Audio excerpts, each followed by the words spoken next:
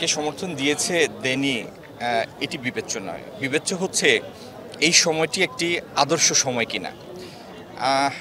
আমাদের আশঙ্কা এটি যে এত প্রতিকূলতার মধ্যে যে এপ্রিলের প্রথমার্ধ এত প্রতিকূল একটা সময়, সেই সময়টা নির্বাচনের জন্য বেছে নেওয়ার মধ্যে যথেষ্ট বিবেচনাবোধের পরিচয় দেওয়া হয়নি বলে আমাদের ধারণা।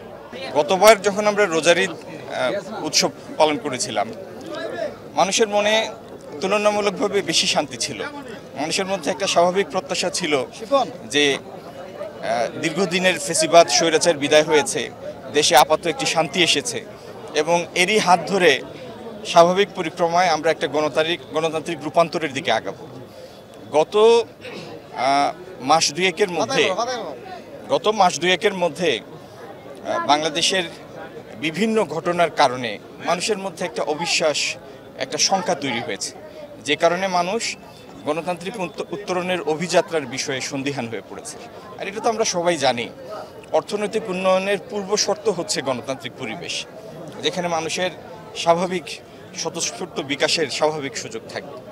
তো আজকের দিনে এটি প্রত্যাশা, আল্লাহ আমাদের তৌফিক দিন যেন আমরা স্বাভাবিক পথ পরিক্রমায় গণতান্ত্রিক উত্তরণের পথে যেতে পারি এবং এই দেশের মানুষের মালিকানা আবার যেন এই দেশের উপরে প্রতিষ্ঠিত হয় এবং এই মানুষেরকে সাথে নিয়ে আমরা একটি কাঙ্ক্ষিত ভবিষ্যৎ রচনা করতে পারি।